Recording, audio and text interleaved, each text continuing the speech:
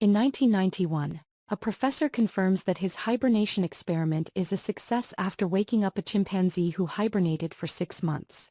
The next step is to experiment on humans, so Albert and Max volunteer. Albert is a biologist who wants to be part of humanity's advances, while Max wants some adventure and to spend some time away from his wife and daughter, who are furious with him for abandoning them. During the press conference, the professor explains the duo will be hibernating for 3 years and that there may be some risks since the human body is different from a chimpanzee's. When they're taken to the hibernation capsules, the guys secretly bring some cigarettes in a flask before they're successfully put to sleep. Years later, Max and Albert wake up and are taken to a strange white room by a group of women who also bring them breakfast. The food is so hard it can't be bitten, so one of the women teaches them that they're actually containers with a paste that imitates the food inside. The guys complain about the lack of taste but blame it on a side effect of the hibernation. Then Max brings out the cigarettes and flask, sharing them with Albert as a little dessert. However, the smoke immediately triggers an alarm and the women rush in to put it out by covering them with foam. Afterward, a doctor and her assistant Lamia come to check on the guys, who keep asking about the professor. The women explain the professor doesn't exist and his experiments were abandoned because the world went through another war. Max and Albert are very confused, so the women finally share the details. They slept for 53 years, meaning it's now year 2044. To make matters worse, the war wiped out all men, so Max and Albert are the only ones left. Confused and scared, the duo tries to run away, but the door electrocutes them and knocks them out. When they wake up, Albert concludes this must be the second stage of the experiment and they're testing their reactions to a psychological shock. Max still can't believe that there aren't any more men and wonders how the women reproduce. Since Lamia is keeping an eye on them, she hears this and explains they reproduce through parthenogenesis, which is a real form of asexual reproduction that doesn't require fertilization found in many animals. At that moment, another woman belonging to the faction Genetics enters Lamia's workstation and messes with her things, saying it's a pity Lamia left Genetics to join the faction Archeo. Before leaving, the woman points out it'd be a better idea to hand the guys over to Genetics. Sometime later, the TV in Albert and Max's room is turned on and a girl appears talking about parthenogenesis. So Albert has to explain to Max that the children are created in test tubes. Lamia mentions that their method of procreation is perfect, but Max accuses them of brainwashing kids. That night, Max and Albert think about the years of life they've missed and how their family and friends are gone. Swearing they'll never get frozen again, they comfort each other and finish the last drops of alcohol. Welcome to the new era of video creation with HeyGen. Simply type your script to get started. Later, while they watch TV, Max points out that if they do things right, this place could be a paradise for them, but Albert scolds him for thinking with his other head in such a serious situation. At that moment, Lamia comes to check on their health and Max answers with a flirty line that Lamia doesn't understand. Then he asks if they could take a walk together or even dance as he comes closer to Lamia, suddenly stealing her first kiss. Lamia freaks out and immediately throws him on the floor before leaving. Once she's alone, Lamia realizes. She then notices the apples are missing and furiously orders the guards to put the men in confinement. Afterward, Albert tells Max they should escape, theorizing there must be a better world outside. In the meantime, Lamia continues to think about the kiss, so she visits the elder, the only person who still remembers the old world. Lamia gives her a jar of strawberry jam to convince her to talk, and the elder shares stories about the role of men in the former society. Lamia can't help admitting there's something fascinating about Max. They start kissing the guards, and the mix of shock and awakening hormones makes them pass out. By the time Archeo and its surgery idea win by 1 vote, the duo is already gone. They are wandering around the building, kissing any woman who tries to stop them to knock them out. Eventually they find an elevator and use it to visit different floors, where they find one weird thing after the other.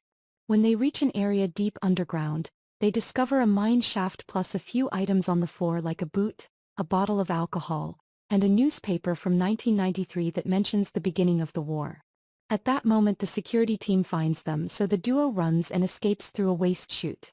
They land in an abandoned area where anarchists live away from the oppressive regime, which allows them to enjoy forbidden things like music, dancing, and woman-on-woman action. Max and Albert dumbly watch 2 people kiss and get caught by 2 rebels who think they're government spies, but at the same time the security team shows up and attacks. Chaos ensues as the rebels panic and the guards don't know who to arrest first, allowing the guys to escape. In the chaos, the men split up but luckily find each other again at the elevator, only to be discovered by Lamia. She offers to take them to see the outside but Max is suspicious. Albert reminds him this is their only chance, so they agree to follow her to a strange room with a periscope. As the men look through it, it's revealed that women have been living underground because outside is all dark and barren with no chance of getting better anytime soon. Their system always detects at least 300 units of radiation as a side effect of the M-bomb, meaning they can't go outside. However, Max and Albert would rather risk it than live there. Lamia is disappointed to hear they won't cooperate and says she must be a loyal worker, so she alerts security and soon the men are captured again.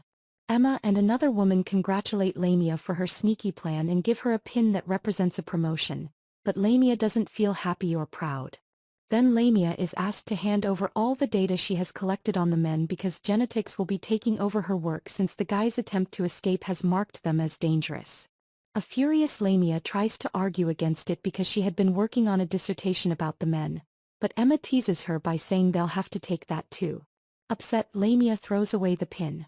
Meanwhile, Albert and Max are being prepared for the procedure. Their organs will be given to older women while the rest of their bodies will be synthesized for nutritional substances because nowadays there's a lack of protein sources. To Max's shock, one of the surgeons is his daughter, who is now old and resentful of his father for abandoning her.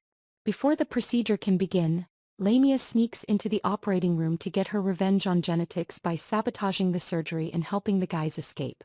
The trio reaches the elevator only for Albert to pass out because he did get injected with anesthesia. He suddenly wakes up in 1994 and finds the professor telling him that the experiment worked wonderfully. Albert shares the fact he dreamed about a world without men and Max says he had the same dream. The professor says that's impossible, causing Albert to wake up and find himself in the elevator with Max and Lamia.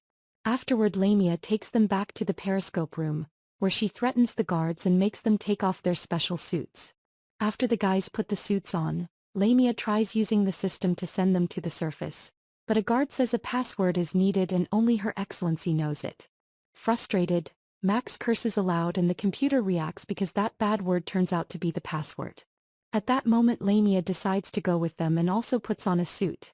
The trio carefully looks around the creepy area until they come across a barrier, only to realize it's made of fabric.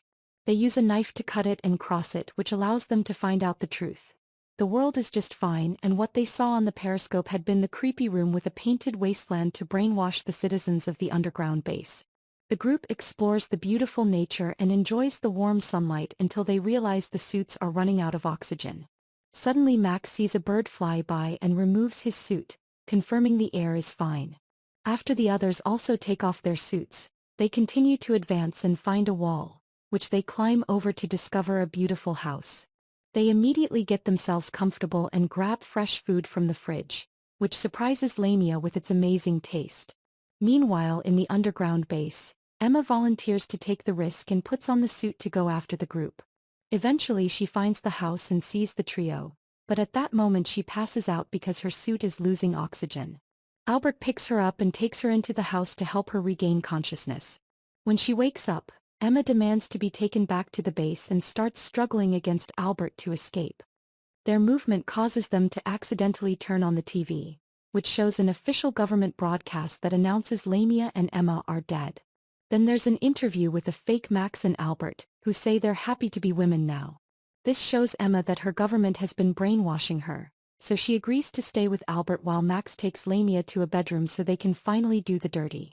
Sometime later, Max and Albert hear the sound of an arriving elevator and hide to watch Her Excellency enter the house, which turns out to be hers. When she finds two dirty glasses, she opens the wardrobe and sees Max, so she tries to run away. Albert and Max immediately jump on her and overpower her, but in the struggle, clothes are ripped and prosthetics fall. To their shock, Her Excellency turns out to be a man in disguise. He explains he was only 4 when the war ended and the League of Women took over. The few remaining boys were put through surgery, but his mom hid him to save him. When he grew up, he started wearing a woman costume and joined the League, eventually becoming their leader. The radiation wasn't as strong as they anticipated, but it was hard to change what a brainwashed crowd was used to. Then Albert and Max offer a deal. They'll keep this guy's real identity secret, and in exchange he'll let them live in the house with Lamia and Emma. Her Excellency gladly agrees, admitting he's scared of women. Sometime later, Max and Albert sneak back into the underground base while disguised as female laboratory workers. They add their seed to the flasks in the incubation center, hoping to change the future. 9 months later, a nurse wraps a newborn in blankets and screams when she discovers a baby boy.